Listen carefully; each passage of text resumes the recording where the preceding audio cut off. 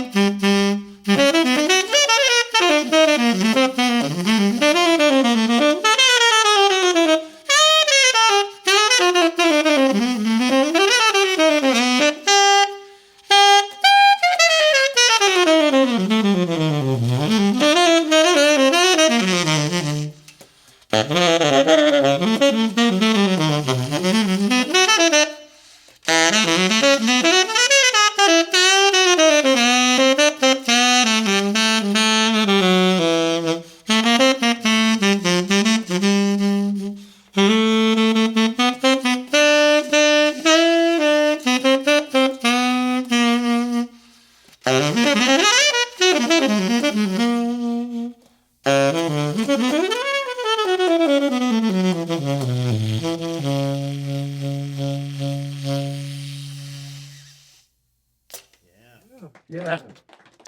Thanks. Well, I played the melody on the last section of it, so anybody know that jazz standard? No fair ship. I'll remember April. Yeah. So I like to play that tune a lot, so it's fun to get to blow on it a little bit, So, can we get the gear stuff out of the way right away? Can I just tell you what I'm playing on? Because usually someone's going to ask it, This is a late 50s, early slant auto link. It's still kind of relatively new. I've been playing actually on Bob's mouthpieces for a long time, Retro Revival, and I still bounce back and forth between this and the True Slant, which is a auto link copy of technically of essentially the same mouthpiece. Not copy, but a modern, maybe saying modern rendition or a rendering of it. Is that a nice? For me. And that's probably maybe like the fourth or fifth of the retro revival slash even back to the Max Sax Shep models I played. I played a lot of those mouthpieces. I love them all, but right now I've settled on kind of shifting between these two because they both do things that I really like. So that's the mouthpiece, Diodario 3 medium, unfiled. Select Jazz reeds. I have a Diodario Woodwinds performing artist endorsement, so I'm happy to play their reeds. I was playing Rico's long before that ever transpired, for years and years and years. So, and I'm generally very happy with them. This is a Mark Jean or Jean, however you want to pronounce it, ligature. I don't remember the model, but Shep can probably tell you what it is from looking at it. But I forget what the model is on that. But I also use a Ishimori Woodstone sometimes as well. Somewhere Mark 6 tenor and the 165-ish thousand, which probably puts it right prior to 1970 or right at 1970. So it's a later horn. But it's been really beat up, so it looks really old, older than it probably is. And what else? So this is a Boston sax shop next rep, the Newberry Street. That's what they call it. I don't know if they make it in white anymore, but I think they still make black one. But I also have a Just Joe's neck strap I use as well, especially if I'm on a gig where I have to keep switching back and forth between a tenor and alto, which I do when I'm playing with Poncho Sanchez.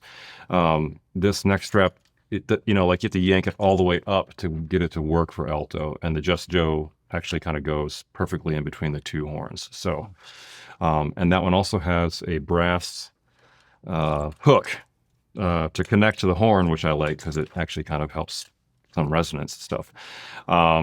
And that's about it. This is if you care, that's a Glenn Cronkite leather gig bag that my friend Steve Kriesel owns that company.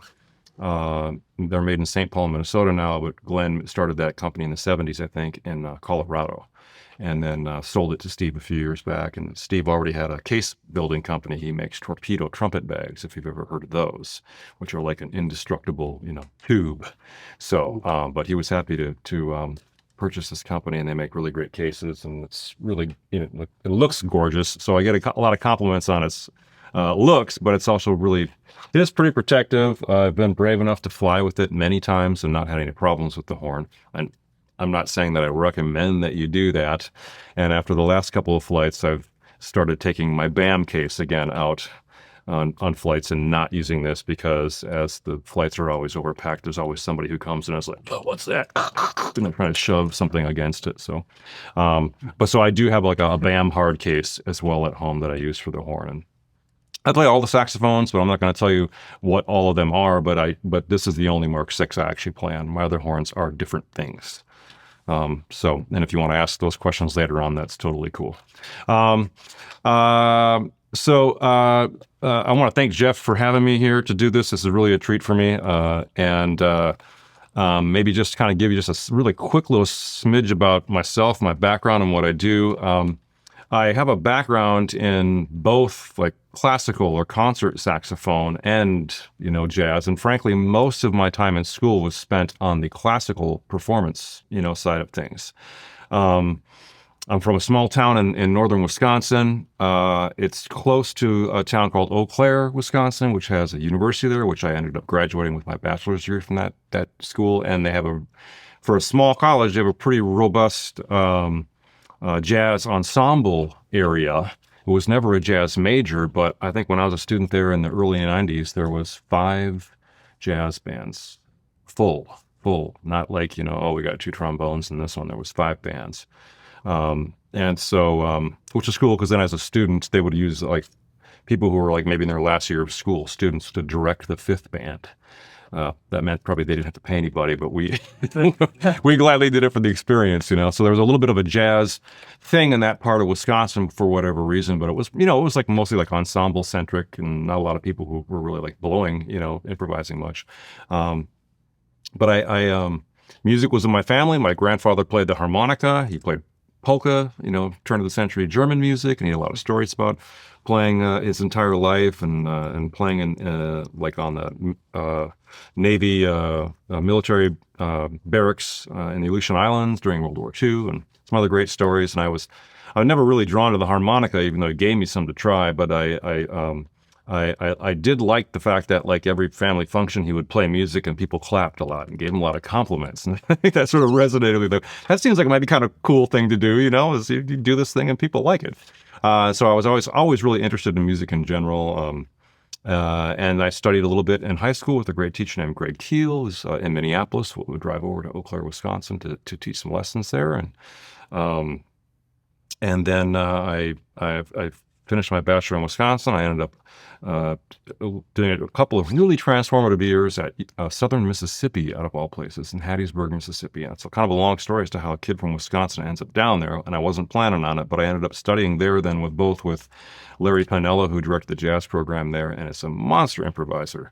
And then also the classical saxophone professor there was of the Sigurd Rascher School of Concert Saxophone, if you know anything about that.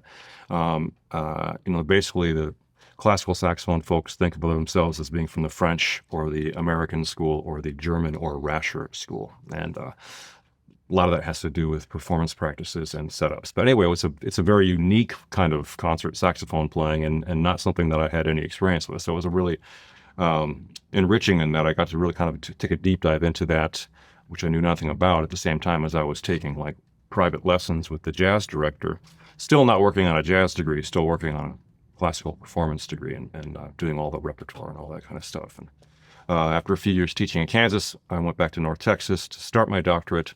I was only there as a student for a year. It was kind of an typical experience because I was like 28 when I went there, and auditioned right into the 1 o'clock band, and didn't go through that. If you ever talk to, young folks who go to that school, at least back then, it could be like really stressful because you get there and there's like 75, 80 saxophonists trying to get 40 spots in the jazz bands. And then, everyone's just vying to get up there. So I had a very atypical experience that way. And I was still studying classical saxophone, although I did take maybe a semester with Jim Riggs, who was still there at that time, which we were mostly just jamming on tunes. It wasn't like he was showing me a lot of improv stuff. And that was probably like maybe 2 years before he retired. I must have been there at the same time. I did one semester at North Texas, and it was his final year. What year was that? It was 2002. No. Riggs? Yeah. He retired after that. I was in the studio. Well, yeah, that's right. So I was there fall of 2002 is when I got there. That's when I got there. I only lasted one semester for all those reasons you described. Wow. Well, I ended up hanging out there for 3 years and teaching there for a year. Okay. And also at TCU in Fort Worth, but I was only a student for a year as well. I never really intended to finish that doctorate. It was just sort of a pit stop, like it was. At that point in my life, I was like, I'm moving to New York or I'm moving to Los Angeles. And then, after hearing some really great players who were living in New York come through North Texas and speak about it, like Rich Perry, his description of being a jazz musician in New York sort of sealed the deal. I was like, yeah, I'm going to LA. Hard living, hard to make a living, just really a grind. And I was a little older and already had credit card debt and student loans, and I just wanted to go someplace where I could make music and make a living doing it. It didn't necessarily have to be jazz, you know what I mean? So anyway, I got here in 2005, and I've just been working here for 20 years. I teach now as well, and I'm not tenured, but I teach roughly a full-time load at Cal Poly Pomona, which is out east of town, for those who aren't here who don't know where Pomona is. And I direct the jazz band, combos, saxophone studio, a couple other classes like woodwind fundamentals, where I'm teaching them clarinet and flute as well as saxophone, and a few other things, whatever they need or whatever I need to get me that healthcare and pension, keep it rolling. So anyway, I thought I'd talk to you a little bit today about like what to practice or how to structure your practice session. Okay. And a lot of this stuff for me is like what other folks have showed me, whether that was, Larry at Southern Miss or even Greg when I was in high school, or just things that I've sort of discovered along the way working with my students, at Cal Poly or other places. But I think it can be helpful no matter what stage you're in, whether you're really new to the instrument or new to music or new to practicing, or you're a seasoned veteran, and you've done a lifetime of practice, it can still be helpful to maybe sort of get organized with your practice. For me, the motivating factor is getting efficient with my practice time, because oftentimes, like I feel like I just went through 2 weeks where everything I got hired for, I actually had to practice for it. You know what I mean? Ed talked a little earlier about the importance of sight reading well, and that's true. Although, and I'm sure that, Bob can also probably attest to this as well, is that because there's so many really world-class musicians in this town, then composers know that they're writing for world-class musicians and write stuff that's incredibly hard. And sometimes to just like show up and sight read it is not really even an option, or they're providing you with like a lead sheet, but then they're like, but you got to listen to this live recording and you've got to figure out the roadmap yourself so that when you get there, so then you have to spend all this time like doing that work behind the scenes. So I feel like this last couple of weeks were like that. We're like, every time I sat down to practice, I really had to prioritize the music for the gig and not this other stuff, So how do I still get that other stuff in? How can I find that time, or how can I, sort of like proportion it? So, what do I practice now? Well, I try to make time to do things like long tones. I practice the chromatic scale every time I pick up the horn. Why would you practice the chromatic scale every time you practice? Anybody want to just... Every motion between every note. Sure. Yeah. I mean, well, first of all, chromatic scale is the great default tool when you're improvising. but also it can be sort of like an indication of your level of mastery on the instrument. Other things also can indicate that, but really, like, low B flat on the tenor to a high F sharp or G, that's the normal range of the instrument. And I have to be able to play all those spaces equally as well, right? If I really am mastering the instrument, not even to speak about, getting around in the altissimo. And I think the chromatic scale is one of those indicators that tells you how well you know that, right? Anybody have that experience where like you start down on the bottom and you're kind of slow getting through the pinky keys until you get to about D, and then you can rip that scale. Maybe you get to the palm keys and you slow down a little bit. Okay, so you want to get all that stuff the same speed. You know what I mean? You don't want to be hindered by any particular area of the horns. The chromatic scale, I think, is important to always work on it. I do it all the time. Sometimes if I'm in a really good groove on it, I keep record of what my BPM is over the course of a couple weeks, And if I'm doing it really diligently, I can do 16th notes, maybe, around 145, 150 beats per minute and feel pretty good about it. Like I feel like it's pretty locked in. Probably not perfect, but if I'm in a stretch where I'm teaching a lot, I'm not getting my regular practice, I'll see that tempo go down. Maybe like, I get about 15, 20 clicks slower, and that's where I can really feel like I'm locking in. And after that, it starts to feel like I need a few more days to get it again. You know what I mean? So long tones, chromatic scales, scale and chord exercises, technical studies for me. I like to do those. Okay, well, like scale and chord exercises is anything you can think of that's running a scale or a mode. That can come from your brain or it can come from a book. Same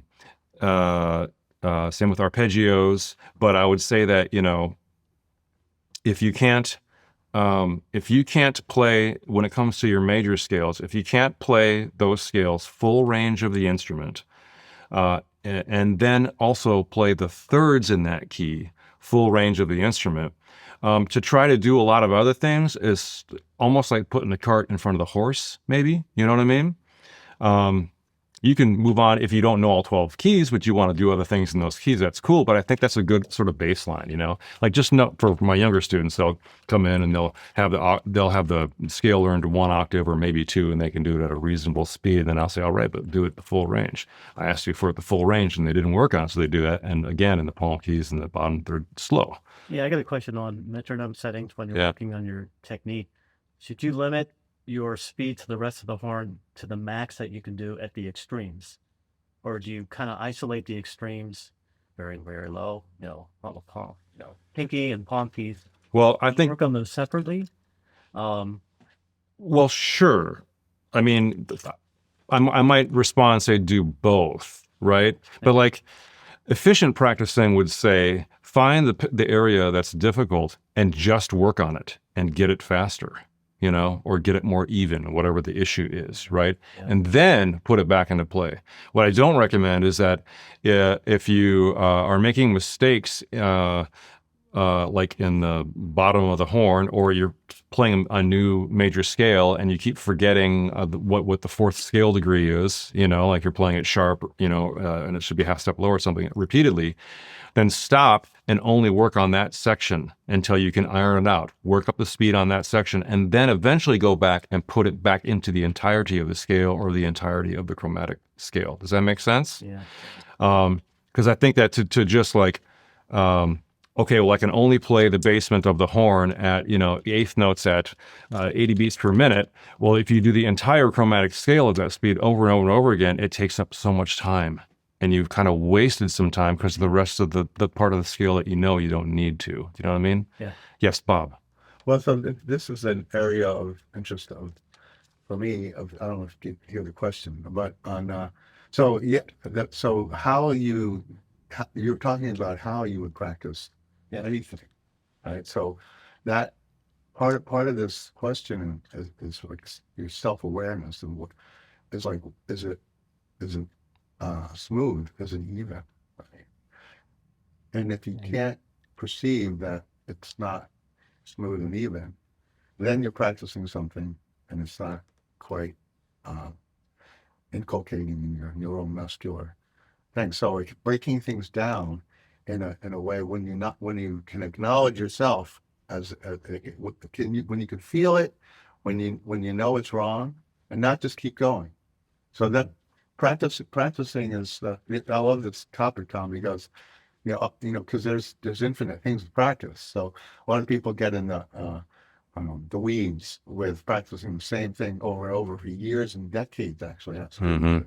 But they're not listening to how they're practicing and how to achieve things. Small things can achieve big results if you practice them the right way. So now if I was up there with you right now, I'd say let's practice this chromatic scale together. Yeah. With with a metronome maybe, and Yep. sort of, and you could break things down in any which way because it's a math problem, right? Everything can be broken down in different ways based on what you want to do with it, actually. So practicing is creative. So it's not just like do it this way, do it that way. It's creative. You got to figure out what you're hearing from your own experience and playing it, and then think, well, how do I get better? Right? Yeah. And then you're on to something. Yeah. And I would just say too that the more you practice something wrong, then you start getting to a place where you're actually kind of having to fix it before you get it right. And it's just, again, it's a drain on time too. It's like it's easy to develop a bad reputation, but it takes a lot longer to sort of like gain it back. Same thing with bad practicing. If you practice something wrong over and over and over again, you've made that imprint in you, and that could come out of you in the moment on a gig when you least expect it to play the wrong thing. You know what I mean? So I like that idea of it.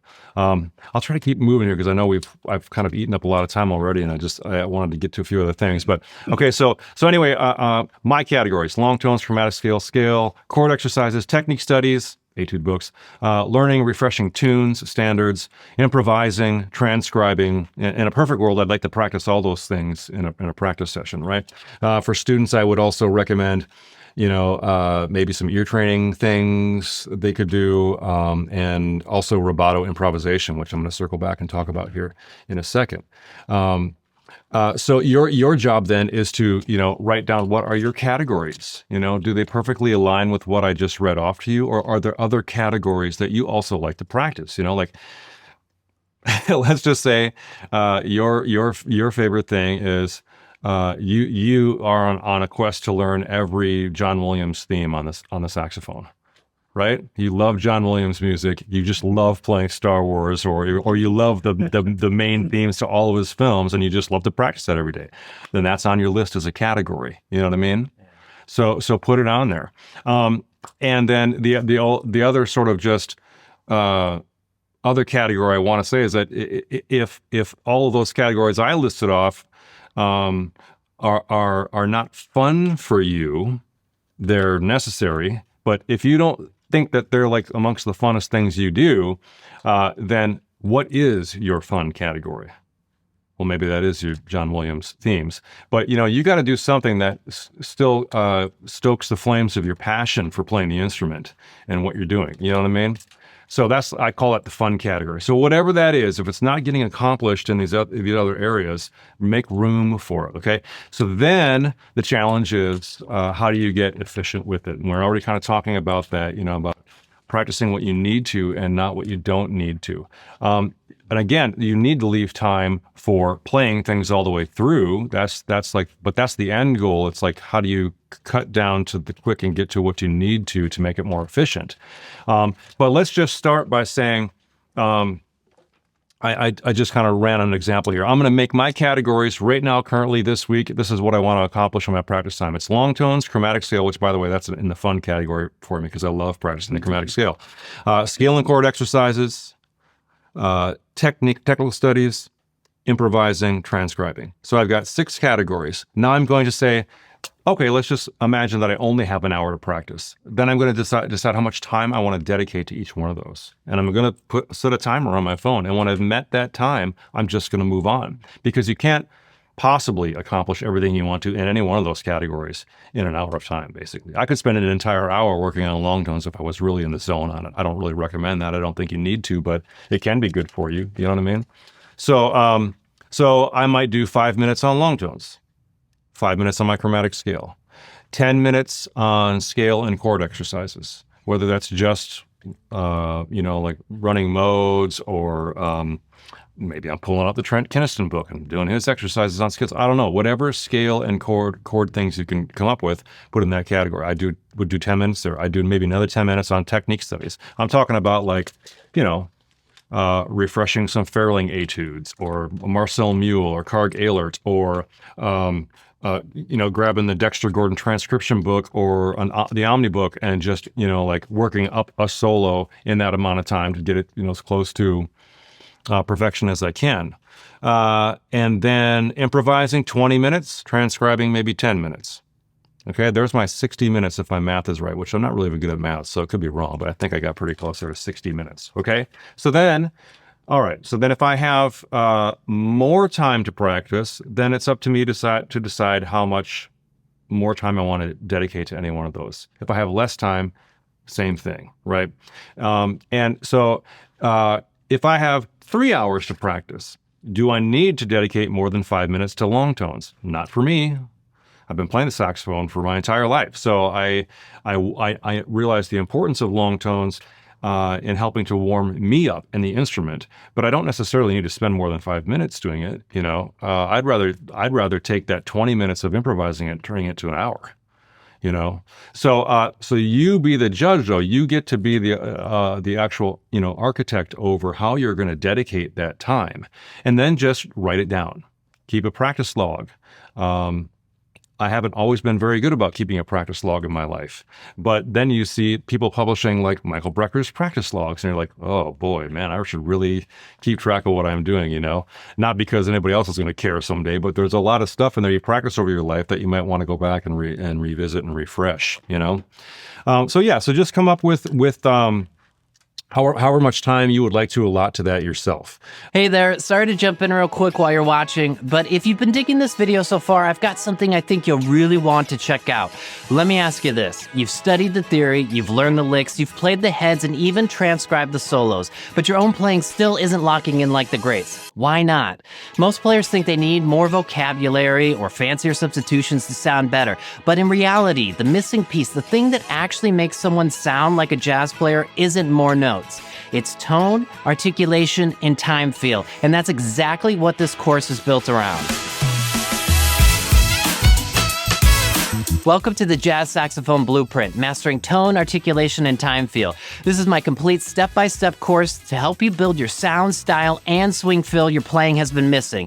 This isn't just a random collection of lessons, it's the result of decades of study, performance, and teaching, all distilled into a structured system that has helped saxophonists finally sound the way they know they're capable of. Inside, you'll get access to over 25 in-depth video lessons, no fluff, just the exact methods I use with students and pros. Full demonstration videos so you can hear and see exactly how each concept works. Downloadable PDFs for every exercise, phrase, and concept. No guesswork.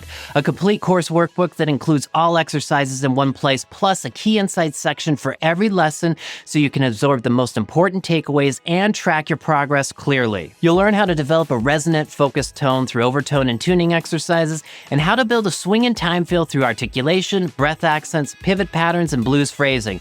This course is designed to meet you where you are, and it's totally self-paced.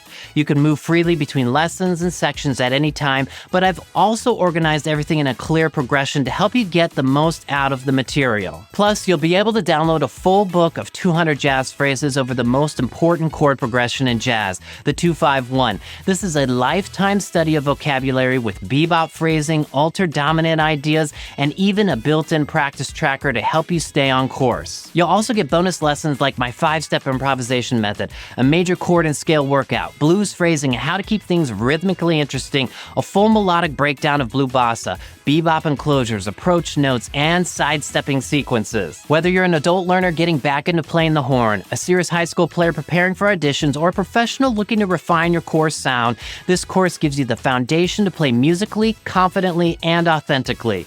So if you're tired of guessing, if you're tired of sounding almost there, click the link and join me inside the Jazz Saxophone Blueprint.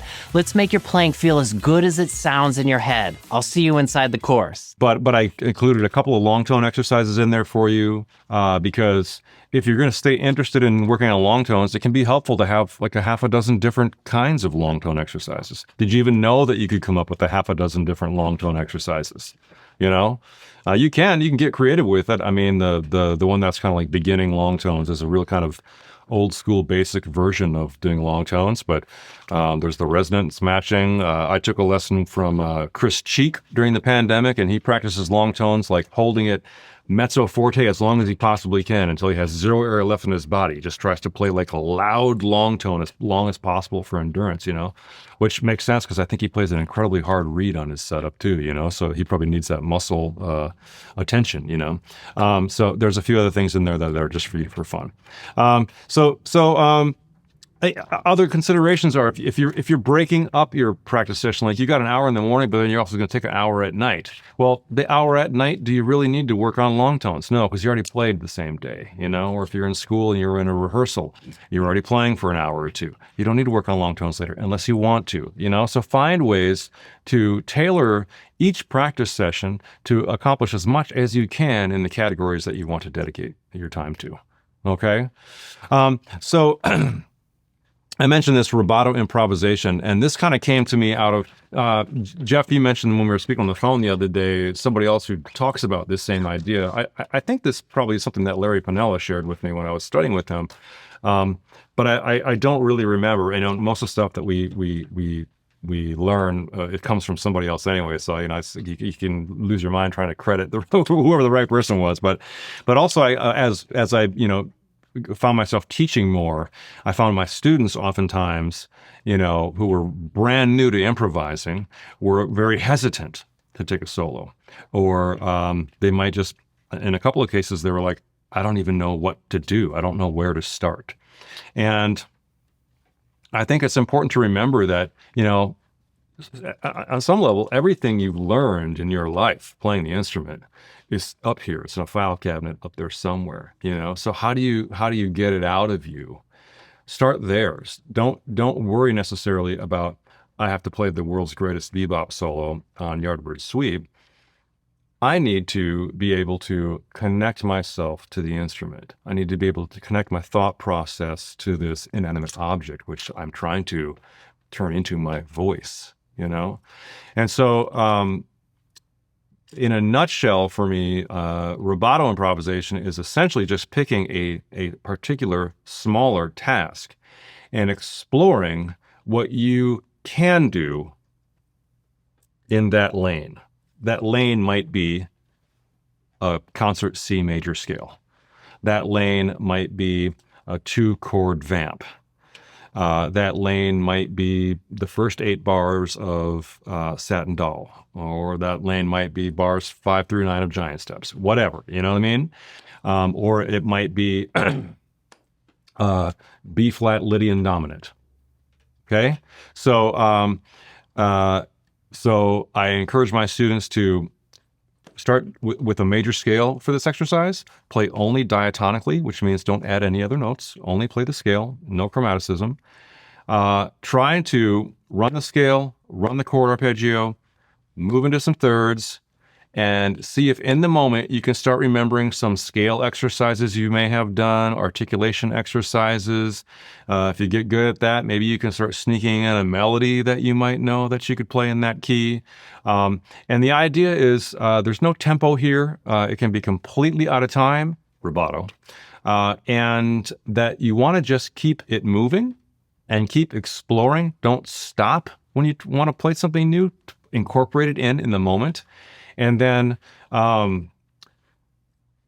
every once in a while, make sure you're coming back to the chord arpeggio.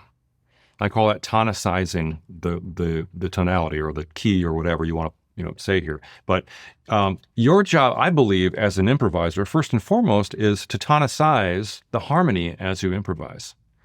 That's why if you took nothing but a chord tone solo, you would sound better than if you took a solo that only used non-chord tones, right? I mean, if I'm up here doing this,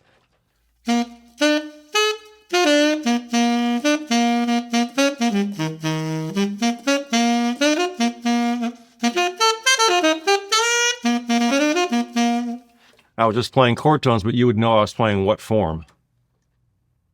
Oh, hopefully the blues. The blues, right? Okay. So that's your job, is that you're playing the harmony. And then, all the other stuff of like, yeah, but then when do you use tritone sub or when do you use chromaticism? That's all the icing on the cake. Do you know what I mean?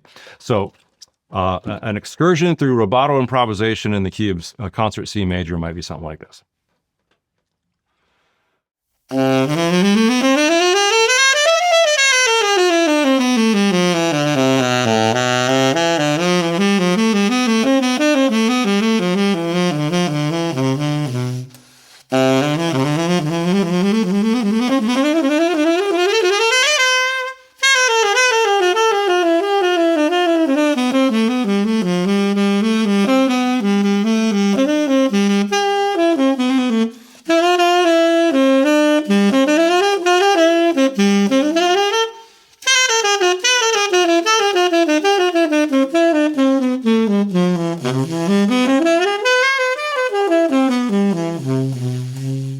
And hopefully everything I played in the middle of those two bookends of the scale and chord arpeggio resonates with you as having been all in the same key. Did it sound like I was continuing to play for you in the key of whatever it was, concert C, right? So I feel like, and this takes time, but I feel like, you get really comfortable with that. You can then start adding some non-diatonic notes, because music and improvising is all about dissonance and consonance. You know what I mean? That's what makes it interesting. So just even like the use of the chromatic scale is dissonance resolving to consonance if you land on a note of the chord. Or adding chromatic leading tones into chord tones that are half step away is a way of using dissonance into consonance, right?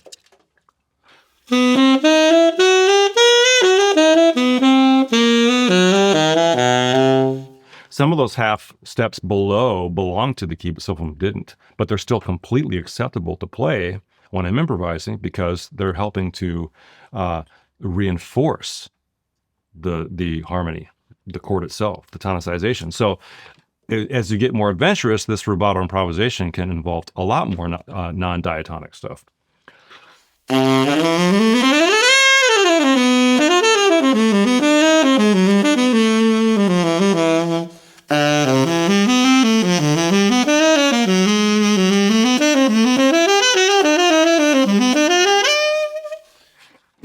So now I'm moving to structures a half step away. I'm using some of those chromatic half step lead-ins. I can do those things, and I can do those things when I'm playing on a standard and I'm playing on a major chord if I want to, you know. But if you only do them for the sake of doing them and you're not using them as a way to get back to the tonization of that moment of that chord, that's when they sound wrong. You know what I mean? And that's different. I would just say that what I'm doing there is a different conversation and a true form of a like a substitution, like a tritone sub or something. You know, that's a different conversation about how you're substituting a like harmonic package is how I think about it in my brain over a chord versus just some like little performance tidbits of the half step away stuff. You know what I mean? Okay. Well, a couple of you guys have your horns out. Let's just go back to the full scale, a full range thing. I want you guys to play with me. Do you guys want to play something? Yeah. And then I'm going to pass it over to Shep here. I think we'll probably take a quick little break. But Shep, your horns out. You want to play with this? You can do that too. Yeah. I know you need to practice your major scales. So I had to do all that stuff that you just said. Yeah. So again, for me and my students at the college, for sure, this is the baseline. Be able to play your major scale, the full range, and then play thirds. Do we all know what playing thirds are? 1, 3, 2, 4, 3, 5, right? Okay. So playing the scale full range means that you're going to start on the lowest tonic that you know. You play it to the highest note that you can on the saxophone. Then you go all the way down to the lowest note that you can and come back to the tonic that you started on, right? So because maybe we don't all have a high sharp key, but we don't need it for the key of for the key of C, we'll play our key of C. That means we've got different family of instruments here, so we'll be in more than one key together, but we're all going to start on our low C. And we're going to use F natural as our highest note and B natural as our lowest note. So in a quick little nutshell, low C up to high F, all the way back down to low B natural, and then come and stop on a C like this.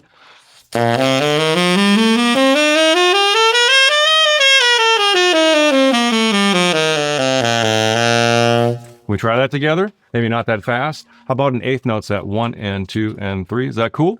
1 and 2 and 3 and 4.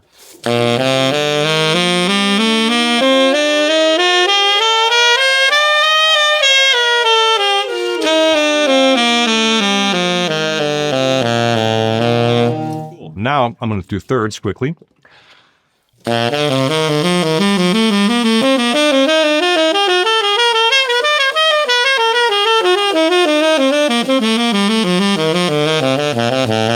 Now, if you haven't done this before, the turnaround at the top might be a little tricky, or at the bottom, but just try to jump in there and stay on it as best as you can, okay? Same tempo as before, so we won't go that fast. 1 and 2 and 3.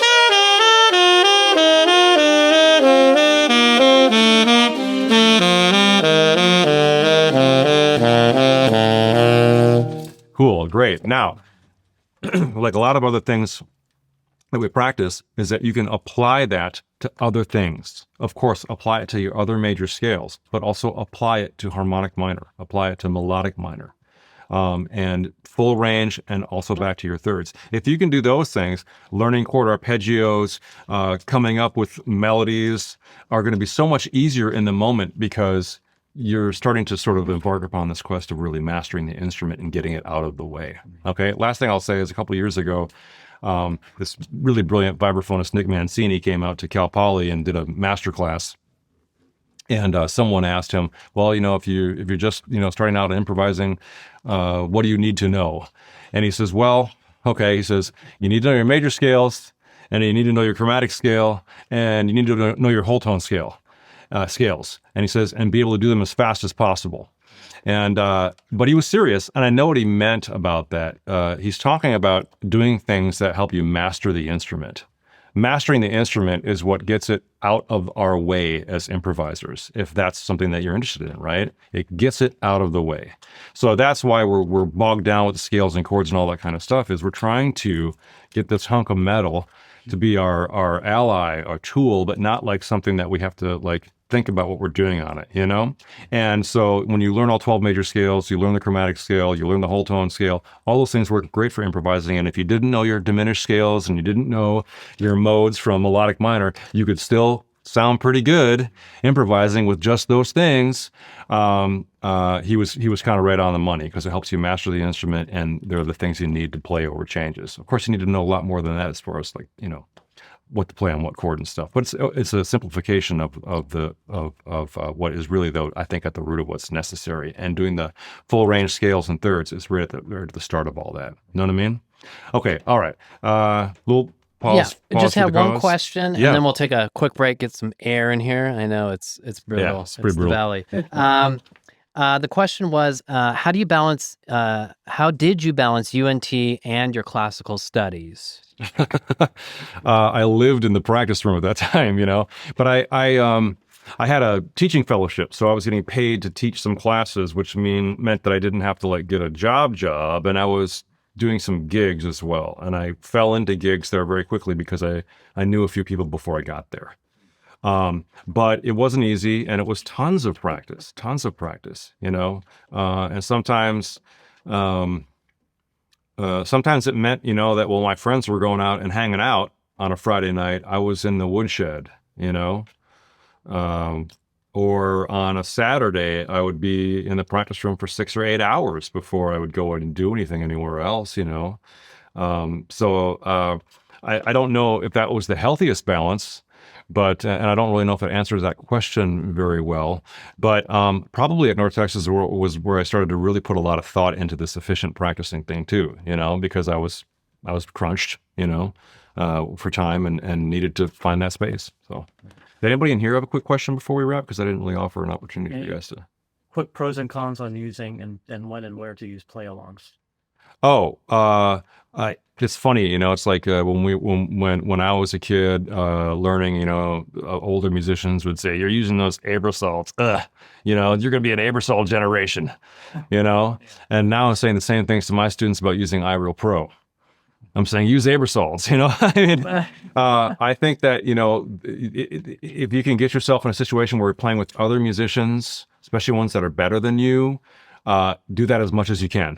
And then when you can't, use great tools like the aerosol play-alongs, because they're real musicians using real performance practices. I also like to practice a lot using an app called Drum Genius. And if you don't have that, though, but you have like GarageBand, you can just throw on any drum loops in there and practice to them. I'll practice scales and arpeggios and tunes to those, just to a drum beat sometimes, you know, because it's also a little bit more fun than a metronome. And things like iReal Pro or the MIDI play-alongs on YouTube are a last resort, and I'll use them if I need to. But I think play-alongs are important, you know, because most of us have way less opportunities to play this music on the regular than people did 50 years ago. You know, like it would be hard to find like 5 small group jazz gigs in a week in LA. Well, you need, you know, play along with music, and and it's you're trying to simulate the environment of actually trying to do it, because you learn more from failing than you do from. So you have to try to do it, and so they're extremely useful. So yeah. Cool. All right, that wraps up this masterclass with Tom Luer. There was so much to take away from this session, from how to structure your practice time effectively, to using the chromatic scale as a diagnostic tool, to building your improvisation skills through Robato and chord tone focus. What I love about Tom's approach is how practical and grounded it is. There's no fluff here, just real strategies you can start using today to build consistency, confidence, and clarity in your playing. If something in the session sparked a new idea or gave you a breakthrough, do yourself a favor and don't let it fade. Open your notebook, pick one takeaway, and build it into your practice plan this week. And remember, if you haven't already, download the free book, Rhythm Changes: The Ultimate Guide. It's packed with additional material to help support your improvisational practice. There's a full etude, harmonic breakdowns, and tons of tips. You'll find the download link right below this video. Also, if you're ready to get personalized feedback on your playing, maybe you've been working on your time fill, your sound, your improvisational chops, I'd love to help you dial things in. You could book a private online lesson with me me, and your first one is 50% off. That link is in the description too. Finally, if you want access to more masterclasses like this one, plus monthly live events, downloadable PDFs, and a full support system of saxophonists who are in the shed with you, you'll definitely want to check this out, the Next Level Sax community. It's a space for serious players who want to keep growing, stay inspired, and connect with the kind of wisdom Tom shared today. Thanks for watching, and I'll see you in the next one. Happy practicing.